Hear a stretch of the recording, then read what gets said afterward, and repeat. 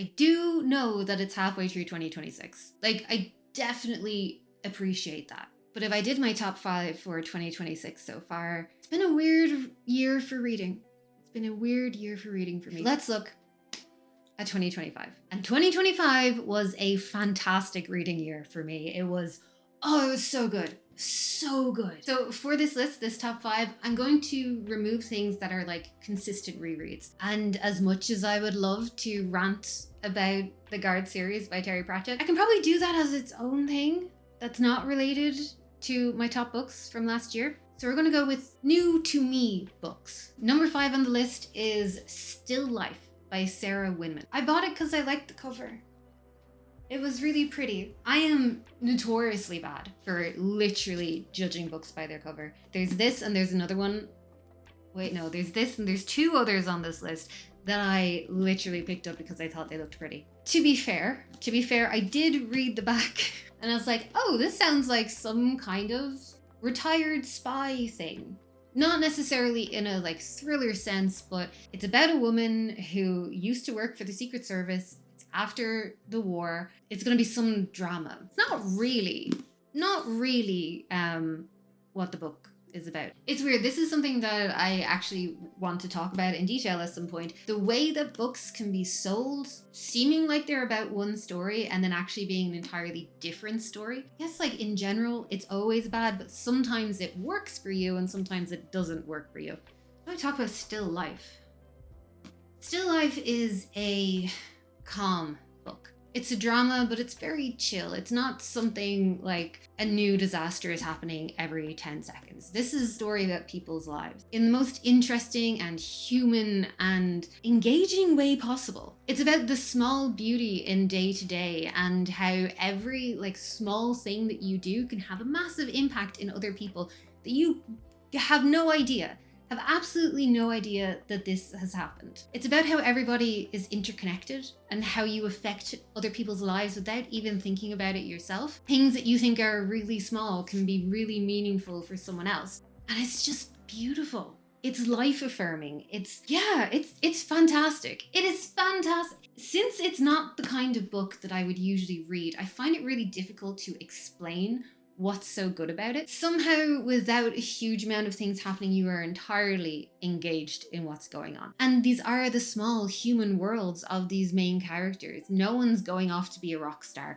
No one, well, I mean, someone is a spy in the war and there's a soldier. Those aren't core to these people's identities. These are just things that they do. It's much more about who they are as people. It's about how they grow, how they interact, how their choices, they're like some really tiny choices, those have such an impact on themselves, on everyone around them. I cannot recommend this enough. So good. The next book on the list is The Singer's Gun by Emily St. John Mandel. I read this on ebook, so I will put a cover up. I love Emily St. John Mandel. Her books are amazing. And I've been working through her back catalogue for the last while. It takes a genre premise, basically a form of detective thrillery kind of thing, and then looks at it in a very literary way. It's very internal. There are characters going through these typical things. They're on the run. People have found out about their past. We're trying to figure out what's going on. There's a mystery. We're not really sure what the mystery is, but you know there's something there. But this is all about the people. It's about why they did what they did and the lies that they told and the positions that they get themselves in, and why they stay in these positions once they're there. It's about their interactions and their relationships and what makes a person act in a certain way. We build up these amazing pictures of these people, all while still being inside this mystery. The mystery is there, the detective is there, the thriller, the genre is there, but it's not the important bit. The important bit is everything that's going on that made this story possible in the first place, and it is fantastic. I was torn between putting The Singer's Gun or Last Night in Montreal on this list. They're both in the same quartet. They both do a very similar thing with the genre and the further examination of the characters. In the end, The Singer's Gun just won out. By a tiny bit, by the tiniest of bits, it won. Yeah, wow. This is amazing. Absolutely amazing. Everything on this list are things that I would I recommend them? It depends on what kind of stuff you read, whether or not I'd recommend them. If you're somebody who reads a lot of genre, particularly things like thrillers and detective novels, and you're interested in seeing that concept expanded, then yes, try these. These are amazing. If you like literary stuff, go for this as well. If you like internal character information, you like seeing these people grow, you like seeing the interaction, and you're okay with there actually being an external plot. I know some people are not. If you're okay with those things, if those things seem appealing, The Singer's Gun. The Singer's Gun. So good. So good. Number 3 on the list, we are back into physical books. Sunrise on the Reaping. I love the Hunger Games books. I do think that this is a significantly better prequel than Ballad of Songbirds and Snakes. I have problems with Ballad of Songbirds and Snakes. Yeah, but this is a fantastic prequel. This is a fantastic standalone book, which is really difficult to do for a prequel. It entirely stands by itself. You do need to understand some levels of the Hunger Games, purely just on an expositional basis. They're not going to go into the same level of detail because they expect you to come in knowing some of it. But if you just read Sunrise and the Reaping, it's a standalone, really good book. It's so well thought out. It's engaging the entire way through, and it's something that we get to see new layers. It adds so much more dimension to the original Hunger Games books. Like with any prequel, there's going to be some level of like a nostalgia factor. You know, I read the originals when, and there's so much that's built up behind it. I'm not coming into this just as the book itself, but also I read the Hunger Games when I was in college. I didn't read them when I was a kid, so I feel like I'm not too bad with the nostalgia goggles. But yeah, this is definitely one of my top books of last year. It was so fun. It was so engaging. It was really refreshing. I almost didn't read it because I didn't really like Songbirds and Snakes. I have to do like a full breakdown at some point. The next book on the list, and this is something that I listened to an audiobook, is The Vanishing Cherry Blossom Bookshop by Takuya Asakura. I read this because somebody on Instagram posted a picture of it saying they'd reserved it on BorrowBox. And I was like, that looks like fun. Cool. I'll also go and get this on BorrowBox. I knew nothing going in. Absolutely nothing. This is something that I really love doing. I really love going into a book with zero expectations. This book is done in vignettes. I think there's 5 different characters. They're all completely different settings, and we come into it and we build up their world, and each one of them is having some particular kind of struggle. They're all connected by the Vanishing Cherry Blossom Bookshop, which is a magical shop that appears under very, very specific circumstances. And when it appears, the people that it appears to get a chance to go in and they get to meet somebody from their past who has died and have a conversation. This book, life-affirming, beautiful, gorgeous. Each one of the different vignettes is perfectly constructed. Everyone feels like a fully rounded character. There's so much going on in their lives, and their lives are all unique. There are, I think, 1 or 2 points where characters from one vignette will cross into another vignette or be referenced, but they never feel like gratuitous, you know, we're trying to connect all the different worlds kind of thing. And each one of their problems, they're totally different, but they all have the same weight. It's all something that's just not working in these people's lives.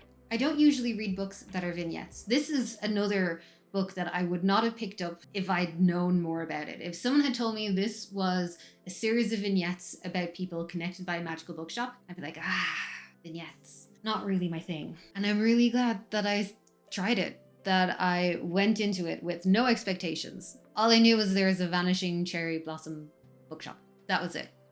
And that was enough. That was all I needed to know.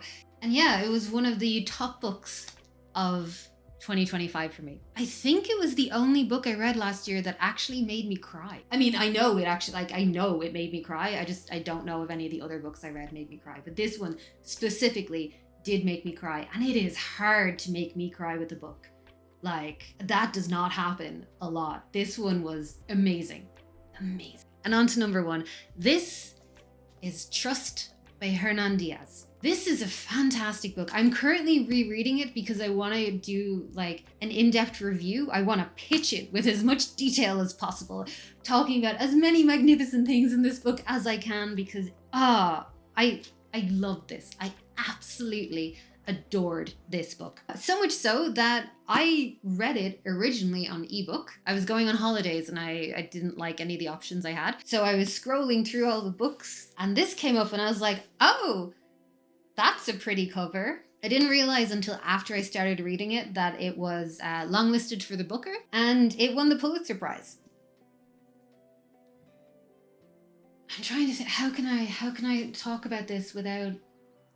Ooh. This is a story about legacy. It's about what we can and can't achieve, how we perceive that, and how others perceive it, and how their perceptions can change history, I guess. It's about who's allowed to do certain things and how everyone can kind of fall into the same web of expectation. There are lots of people who do fantastic things, but whether or not they get a legacy, whether or not they get to be known as that person who did that thing, has so much more to do with the people around them and those people's perceptions about whether or not this person should have been allowed to succeed. It's about how much reality is changed for other people's egos, and not just egos, it's people's entire world views. This is a story about the Great Depression, about a 1920s socialite, a very rich man in the 1920s, a stockbroker, and how their entire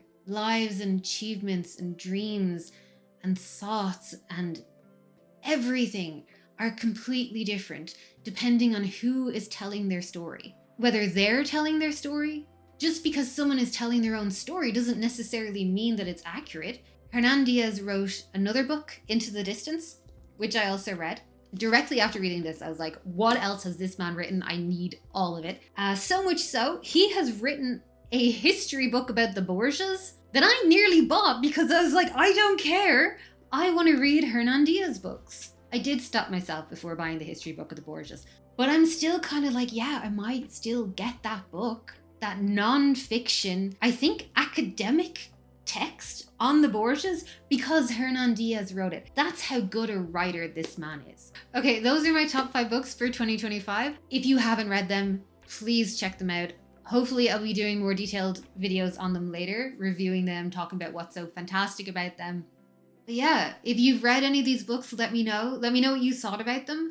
Most of these I went into with little to no context. And I was so shocked. I was shocked by how much I loved them. Because I read a lot of books last year. I read a lot of books and I read really widely. And when I went through the list of everything I read, I was not expecting my top 5 to be so many books that I usually wouldn't have picked up and wouldn't have thought of. Okay, I hope you enjoyed this. Keep an eye out for the detailed, loving rant about trust, and I'll see you again soon.